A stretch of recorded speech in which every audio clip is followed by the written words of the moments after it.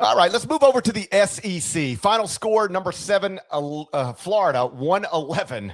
Number 20, Arkansas, 77. I mentioned this one earlier. Florida just dominates some Gators by 34 to secure at least a share of the SEC title. We had a lot of that, like power conferences getting wrapped up at least with one team over the weekend.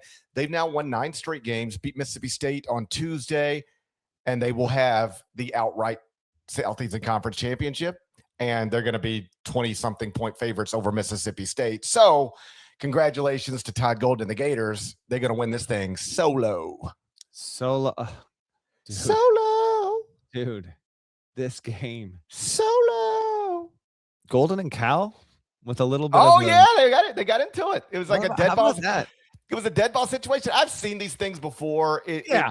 It sounds like sometime the way these things normally go down, I don't know exactly how this went down. The way they normally go down is there's a dead ball situation, and one of the coaches starts trying to talk to the refs. And the other coach says, hey, you can't let him talk to you. Come talk to me. And then the other coach says, hey, I'm not talking to you. And then they start yelling at each other because they're both mad because they feel like one's getting an advantage with the officials. It seemed like something. It was at least under that umbrella a little bit. Yeah, it was just, Cal also in the midst of tied for his worst loss ever. Parrish and I were at the one that matches this, the 34-point blowout to Duke, in Zion. Yeah, Zion, Duke. Yep, that was. I remember. I remember. I talked to let's just say somebody on the Kentucky staff. You can name him. I'm sure it's fine. I'm sure it would be fine too, but it was after the game. You'll know why I won't name them once I tell you what they said. But it was somebody on the Kentucky staff. And I sort of bumped into him in the hall after the game. Where were we? Like Indianapolis or something? Okay. Right. I like bumped into him in the hall. And it was, you know how it is. You bump into a coach, they just lost by 30 million. It's like, and I'm like, hey, what? I'm like, hey, man, that was rough, huh? And he goes, yeah. And I said, man, I picked you guys. And you know what he said? I'll never forget. He goes, you should have called me before you did that. He was like, we didn't think this was going to happen, but we knew we were not in a good place. I was like, I picked you. He said, you should have called me. I could have told you, don't do that.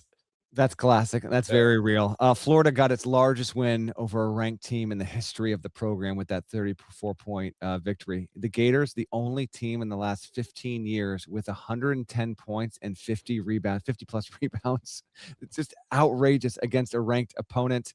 I was surprised by the fact that this is the first at least share of an SEC regular season title for this program since 13-14. Did that surprise you when you saw that? Because I was surprised. It's been 12 years since Florida finished the season with a regular season crown in the SEC. I guess I would have known Todd didn't get one yet. He's one of the rare coaches who gets the national championship before the conference championship. And then I wouldn't have assumed there was one after Billy before Todd. So I guess if I'd have Mike White didn't. If I'd have thought about it, I would have probably said, no, I do believe that. That's the way I remember it. But it does sound crazy that a program that has accomplished that much had gone more than a decade plus since, at least sharing their league title. 7 players had double figures in this game. Florida hadn't had a game like that against any team in 9 years. Florida has won 9 straight games in the league by at least 9 points. The only other team to do it for a longer streak was that epic 95-96 Kentucky team that did it 10 times in a row, at least 9 points by margin of victory. Every ranked team that Florida has played in the league, it has defeated so far this season. It's the third. How about this one, too? This is just a hell of a nugget from our crew here. Here's the exact wording they sent along. Florida is the third team in the AP poll era. That goes back to the 40s, folks, with 90-plus points in 6 or more consecutive games in the same season against ranked opponents. It did it. 01-02 Duke did it. 59-60 Ohio State actually only had 5.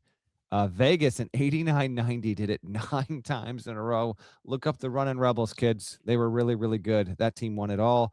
And then Loyola Marymount in 89-90 did as well. They were famously among the most potent scoring teams in the history of the sport. Florida, GP, I know you got them 4th ahead of UConn. Mm-hmm. I wouldn't, but I understand it. In terms of quad 1 wins, here we are on Sunday night. Arizona's got 13, Duke's got 12, Michigan and Florida have 11. Those are the only 4 schools that have double-digit quad 1 W's.